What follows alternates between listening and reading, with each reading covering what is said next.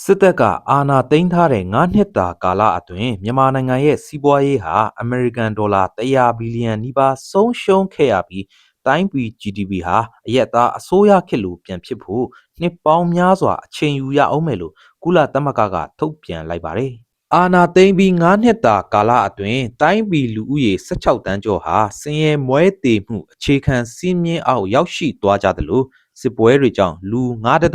တန်းဟာနေရစွတ်ခွာထွက်ပြေးသိမ်းရှောင်နေကြရတယ်လို့ဆိုပါတယ်။မြန်မာနိုင်ငံရဲ့2024ခုနှစ် GDP ဟာအမေရိကန်ဒေါ်လာ84ဘီလီယံဝန်းကျင်သာရှိတာကြောင့်စစ်အာဏာသိမ်းမှုကြောင့်9နှစ်အတွင်းတိုင်းပြည် GDP တစ်နှစ်ကျော်စာမကပျောက်ဆုံးသွားခဲ့တာဖြစ်ပြီးပြန်ဖြည့်ဆည်းနိုင်ဖို့မလွယ်တော့တာပါ။တိုင်းပြည်ဟာဆင်းရဲချွတ်ချုံကျသွားတဲ့အခါမှာမရှိရှိတာထုတ်ယူရောင်းချရတဲ့နိုင်ငံဖြစ်လာပြီးအခုလိုပဲမြေပေါ်မြေအောက်တဘာဝတန်ရာဇာတာတွေကိုအလွန်အကျွံတူးဖော်ရောင်းချလာလို့မြေပါပြက်ရတဲ့အထိဖြစ်လာပါတယ်။စစ်အုပ်စုဟာတိုင်းပြည်ဘန္တာကိုအတုံးချပြီးတားဆင်မြစ်ဆက်ချမ်းသာလာပေမဲ့ပြည်သူတွေအများစုဟာဆင်းရဲတံငွေကြေးဖောင်းပွားမှုတံတွေကြောင့်ပြည်ပကိုစွန့်စားပြီးအလုပ်လုပ်ဖို့ကြိုးစားလာကြရပါတယ်။9နှစ်တာကာလအတွင်းတိုင်းပြည်စီးပွားရေးဟာအမေရိကန်ဒေါ်လာဘီလီယံ100ကျော်တဲ့အထိဆုံးရှုံးခဲ့ရပေမဲ့စစ်ကောင်စီခေါင်းဆောင်ကတော့သူ့လက်ထက်မှာတိုင်းပြည်ဖွံ့ဖြိုးတိုးတက်ပြီးလူတွေအဆင်ပြေလာတယ်လို့ဆိုပါတယ်။ရခိုင်ပြည်နယ်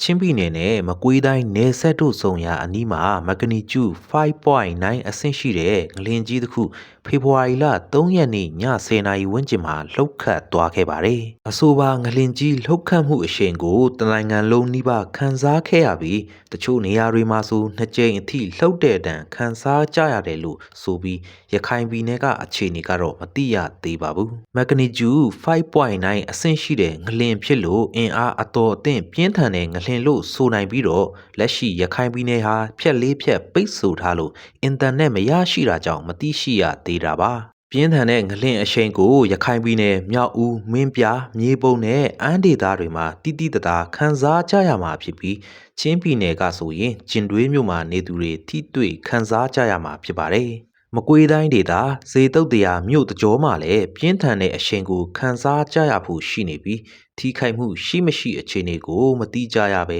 လူတွေအစအဦးတွေထိလားဆိုတာလည်းမသိရှိကြရသေးပါဘူးငွေဆက်ကူတရွက်ကိုရိုက်ထုတ်လိုက်တိုင်းမှာသူ့အတွက်ကုန်ကြစရိတ်ဆိုတာရှိပြီးတော့2018ခုနှစ်တုန်းကဆိုရင်ငွေဆက်ကူတရွက်ရိုက်ထုတ်ဖို့962.5ကျပ်ကုန်ကြပါတယ်ဆိုတော့100တန်900တန်ငွေဆက်ကူတွေရိုက်ထုတ်မယ်ဆိုရင်အရင်တောင်ပြန်မရတဲ့အခြေအနေမျိုးငွေအကျွေဆက်ကူရှားပါတဲ့ပြဿနာကိုပါရင်ဆိုင်ခဲ့ရပြီးအခုပိုဆိုးတော့မှာပါဘာကြောင့်လဲဆိုရင်ငွေကြေးဖောင်းပွားမှုအရှိန်ကြောင့်ဖြစ်ပြီးလက်ရှိကာလမှာငွေဆက်ကူအသစ်တရွက်ရိုက်ထုတ်မယ်ဆိုရင်2018ခုနှစ်ကထက်နှစ်ဆမကပိုကုန်ကြဖို့သာရှိနေပြီးကျပ်1500အထိကျသင့်နိုင်ပါတယ်ဆိုတော့အာနာသိမ့်ပြီးနောက်ပိုင်းမှာ9000ကျပ်တန်1000ကျပ်တန်ငွေဆက်ကူအသစ်ရိုက်ထုတ်မှုပိုများပြားလာခဲ့ပြီးငွေကြေးရိုက်ထုတ်မှုအရှိန်ကြောင့်ငွေကြေးဖောင်းပွားမှုကလည်း3ဆကျော်ခဲ့ပါတယ်အရက်သားအစိုးရခေတ်ကငွေဆက်ကူရိုက်ထုတ်ဖို့ဆက်ကူနဲ့မှင်တွေကိုဂျာမနီနဲ့အိန္ဒိယကနေတင်သွင်းခဲ့ပေမဲ့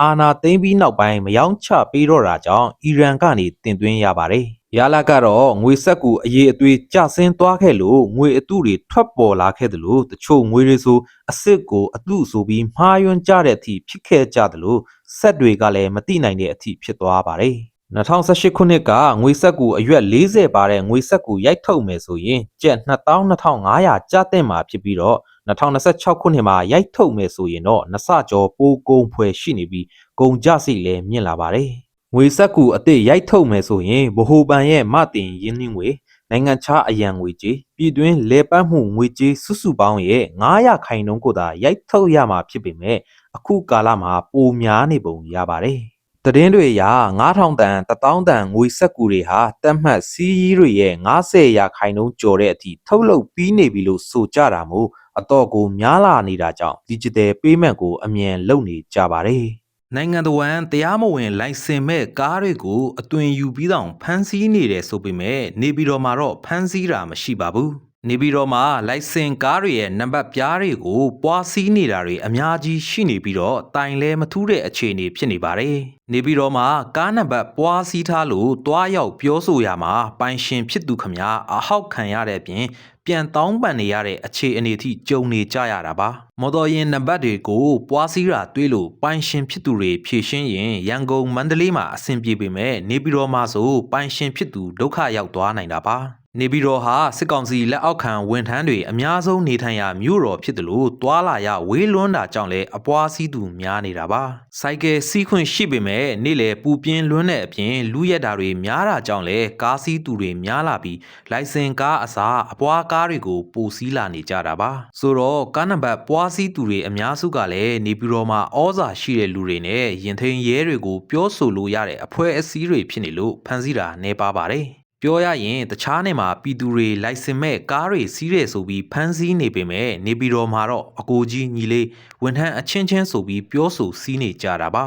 ဒါကြောင့်လေနေပြည်တော်ကနံပါတ်ပွားစည်းထားသူတွေကိုလိုင်စင်ရှိကားပိုင်ရှင်တွေကြောက်နေကြရပြီးရင်တိုက်မှုစတဲ့နောက်ဆက်တွဲပြဿနာတွေဖြစ်ရင်ဒုက္ခရောက်မှာပါ